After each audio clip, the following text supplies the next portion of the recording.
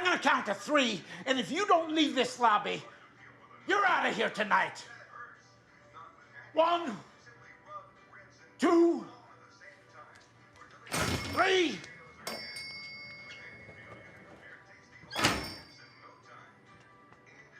Ah, nice. Sean Baker's The Florida Project is more about contradiction and irony than it seems to be of anything else. To think about it, almost every movie that revolves around children is about the same. Because making a movie about children has one major purpose of showing the contrast between innocent mischief in children versus the evil in the garb of social decency in adults. But the genius of the Florida Project lies in its subtle way of highlighting the contrast between the two up to a level that mocks the society, or to be specific, any human life that refuses to take a moment and imagine themselves in other situation.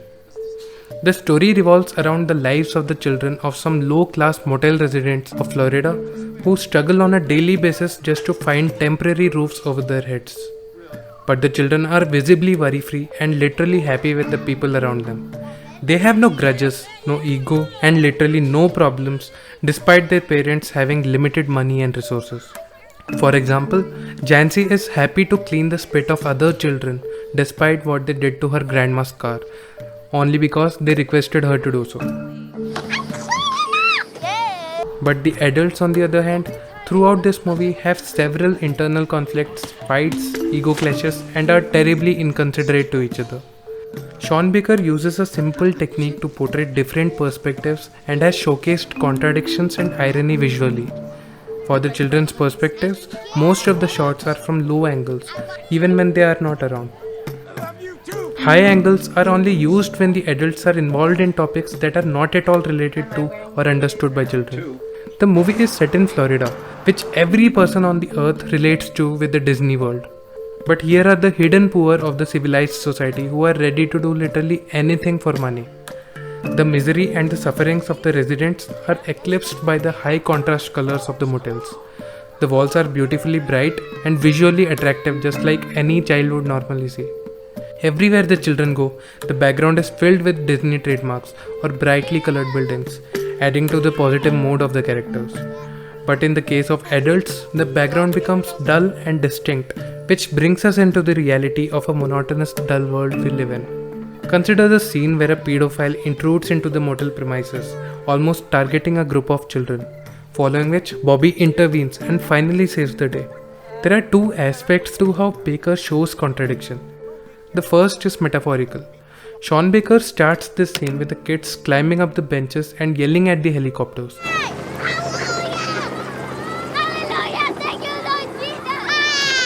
followed by the pedophile entering the scene.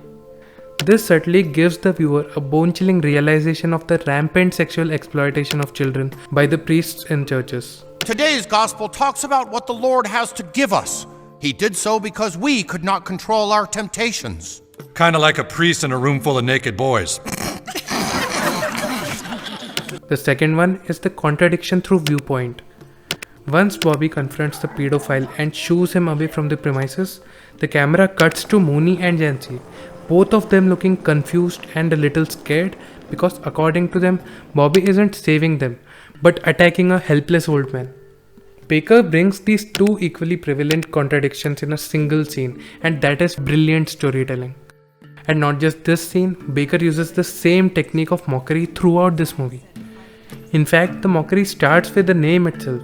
While creating the Disney World, the Walt Disney Company officially called the plan the Florida Project, promoting it as the perfect land for the ones who visit there, which Sean Baker intellectually uses for contradicting with the misery-filled poor residents of the motels not situated far from Disney World. As the story progresses, we are able to see the difference between the enthusiastic innocent children and the boring and insensitive adults. Reality kicks in when the authorities come not only to snatch the child away from her mother, but to snatch the childhood away as well. One part of her conscience does not want that to happen because they all look so happy. Every illegal action of Haley, be it stealing or prostituting, feels justified for the reason that she is a caring mother, if not a responsible or a successful one. But truth be told, it is the other part of her conscience that would have dominated our minds.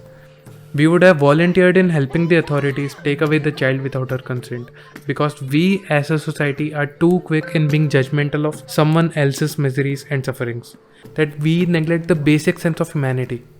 The ending with the children holding each other's hands and running to Disney World is a mockery on the audience and a society which is filled with people crying crocodile tears and displaying hideous hypocrisy.